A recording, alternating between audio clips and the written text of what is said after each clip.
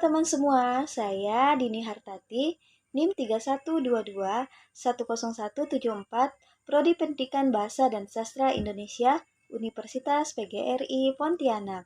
Nah, kali ini saya mendapatkan tugas tentang mata kuliah sastra bandingan. Kali ini saya akan mengupas tentang apa itu sastra bandingan, sejarah, metodologi, dan tahap pengkajian dari sastra bandingan. Nah, di sini dalam slide pertama yaitu apa itu sastra bandingan.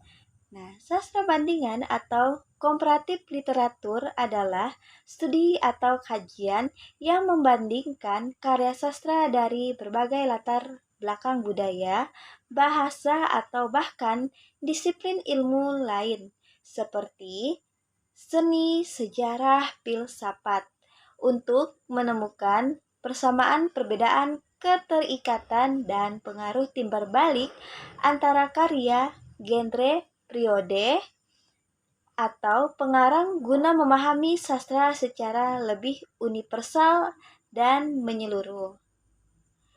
Nah, di sini kajian ini membandingkan karya sastra dari berbagai latar belakang, tidak hanya dari budaya atau bahasa yang berbeda, tapi juga membandingkan sastra dengan disiplin ilmu lain seperti sejarah, seni, atau filsafat. Nah, tujuannya di sini adalah untuk menemukan persamaan, perbedaan, dan pengaruh timbal balik antara karya sehingga kita bisa memahami sastra secara lebih universal atau menyeluruh. Slide yang kedua yaitu membahas tentang sejarah sastra bandingan. Nah, di sini Johann Wolfgang von Goethe memperkenalkan gagasan sastra dunia pada abad ke-19, mempengaruhi sastra secara lintas budaya. Nah, di sini sastra mulai diakui sebagai disiplin akademis yang formal, terutama universitas-universitas Eropa. Kajian sastra bandingan berkembang terutama di Prancis, yang menjadi pusat utama studi sastra bandingan. Nah, di sini sejarah sastra bandingan dimulai dari tokoh penting yaitu Johann Wolfgang von Goethe di abad ke-19. Beliau memperkenalkan gagasan tentang sastra dunia atau Welt literatur yang sangat mempengaruhi kajian sastra secara lintas budaya. Sejak saat itu, sastra diakui sebagai disiplin akademis formal, khususnya universitas-universitas di Eropa. Nah, di sini teman-teman, perilaku dicatat, yaitu Prancis menjadi pusat utama dan berkembang awal studi tentang sastra bandingan. Oke, slide selanjutnya membahas tentang metodologi penelitian sastra bandingan. Nah, di sini metodologi penelitian sastra bandingan menggunakan konten analisis dalam bentuk analisis bandingan, deskripsi kualitatif, objeknya yaitu antar sastra lisan, antar sastra klasik yaitu puisi dan prosa, antar sastra nasional yaitu puisi, prosa, drama, dan antar nasional dan mancanegara. Nah, di sini metodologi penelitian sastra bandingan secara umum menggunakan analisis isi atau konten analisis yang bersifat deskripsif kualitatif. Nah, di sini teman-teman, objek kajian sangat beragam, yaitu bisa kita membandingkan antara sastra lisan, antar sastra klasik seperti puisi, prosa, dan antar sastra nasional, bahkan antar sastra nasional dengan sastra mancanegara melalui karyanya. Oke, kita masuk ke slide berikutnya yaitu menjelaskan tentang pendekatan penelitian sastra bandingan, yaitu yang pertama, pendekatan intertekstual, yaitu artinya membandingkan karya sastra dengan latar yang sama. Yang kedua yaitu pendekatan struktural, yaitu artinya karya sastra yang mandiri dan terstruktur. Dan yang ketiga yaitu pendekatan pragmatis, yaitu karya sastra yang ditulis oleh pengarangnya untuk dinikmati pembaca. Dan yang keempat yaitu pendekatan mimesis, yaitu peniruan fenomena masyarakat. Dan yang kelima yaitu pendekatan eksprensif, yaitu berkaitan dengan fenomena batin pengarang sebagai pencipta. Dan terakhir yaitu pendekatan genetik, yaitu memperlihatkan faktor asal karya sastra. Nah, di sini saya akan menjelaskan tentang intertekstual, yaitu membandingkan karya sastra yang memiliki latar belakang yang sama. Yang kedua, struktural, memperlihatkan karya sastra sebagai entitas yang mandiri dan terstruktur, pastinya berurutan. Yang ketiga yaitu pragmatis, fokus pada bagaimana karya sastra ditulis untuk dinikmati oleh pembaca. Nah, kita pasti tahu, kita ini suka membaca. Dan di sini ada pendekatan pragmatis yang berfokus pada bagaimana karya sastra itu ditulis untuk bisa kita nikmati. Dan yang keempat yaitu mimesis, mengkaji karya sastra sebagai cerminan atau peniruan dari fenomena masyarakat.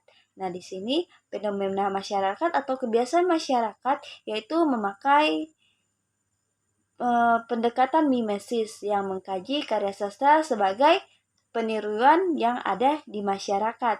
Dan yang kelima yaitu berkaitan dengan bagaimana fenomena batin pengarang mempengaruhi karyanya. Nah, batin ini adalah perasaan pengarang yang ingin berkarya untuk menciptakan sebuah karya.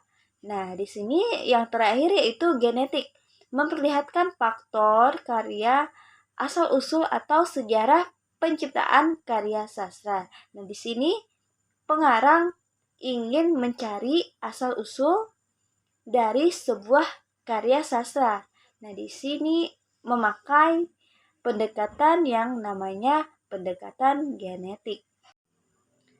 Oke, kita masuk pada teks yang terakhir yaitu membahas tentang tahapan pengkajian sastra bandingan.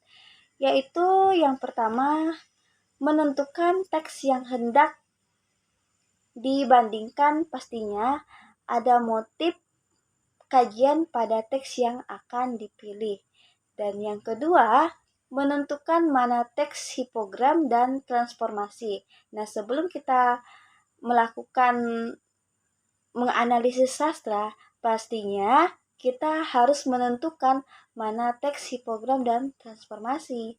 Dan yang ketiga, melakukan analisis struktural pada masing-masing teks untuk mendapatkan data awal sebelum membandingkan.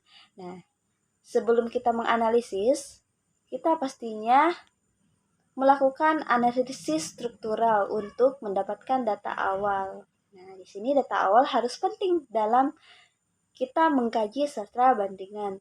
Yang keempat yaitu mengidentifikasi persamaan pada teks yang akan dikaji.